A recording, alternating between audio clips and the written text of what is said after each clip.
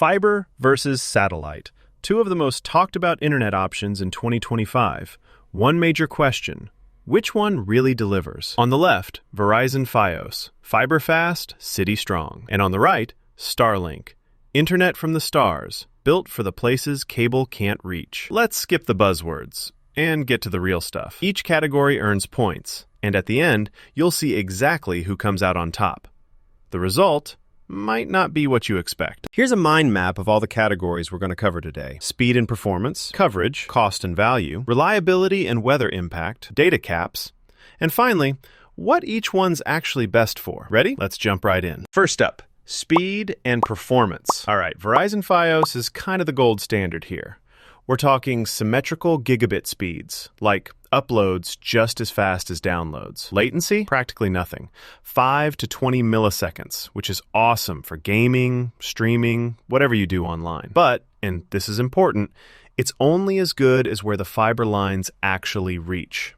Not everywhere, unfortunately. Then we've got Starlink. This is satellite, right? So typical speeds hover between 150 and 300 megabits per second. Sometimes you'll get a bit higher if you're lucky. Latency is also low for satellite, 20 to 50 milliseconds, which is kind of wild, and it works literally anywhere. But uploads are slower, and yeah, speed can dip during peak times or bad weather. So the winner here, honestly, it's Fios. No contest if you can get it. Let's move on to coverage. Fios is solid if you're in a city or suburb that's wired up. Love that stability.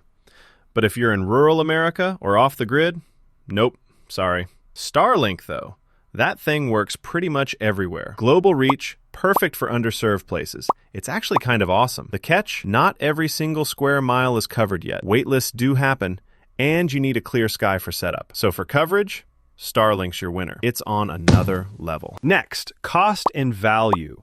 Fios usually starts around $50 to $70 a month, which is not bad, and there's no contracts or hidden junk, plus equipment is mostly included.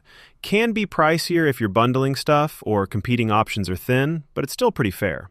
With Starlink, you're looking at $99 to $120 a month, and there's a $599 upfront fee for hardware. Like, ouch!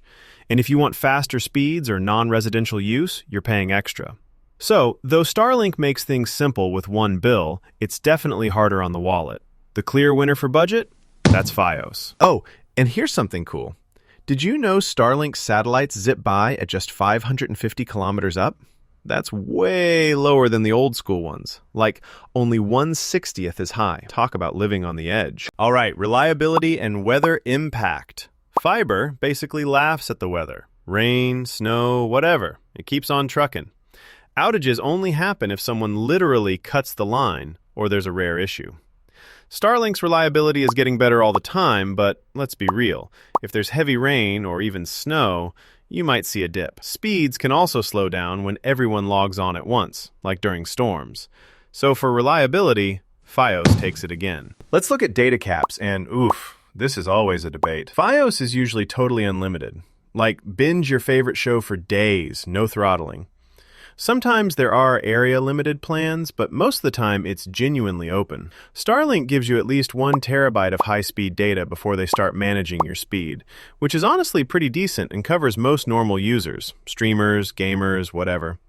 But if you go really heavy, yeah, you'll get slowed down. So Fios squeaks out a win here too. And finally, best 4. This is kind of fun. Fios is king in cities and burbs, like families with 5 devices streaming at once, whatever.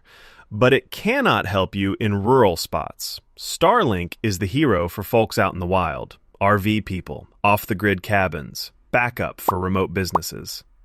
If you do have access to fiber or cable, Starlink probably isn't your first choice, but for everywhere else, it's a lifesaver. So, you know what? It's honestly a tie.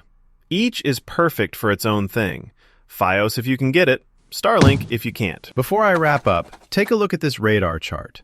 You can totally see the strengths play out. Fios dominates in speed, reliability, value, and unlimited data. Starlink? It crushes coverage, like nobody comes close. Both actually shine for their own audiences. Okay, real talk. If you want the absolute best internet for a city or suburb, just grab Fios. It's fast, stable, and the price is right. But if you're in a rural spot or you're tired of buffering out in the middle of nowhere, Starlink is a total game changer. Honestly, it's the only thing that works for tons of people now. Like this showdown? Hit the follow button and stick around. I've got plenty more tech head-to-heads coming, so your next decision gets even easier.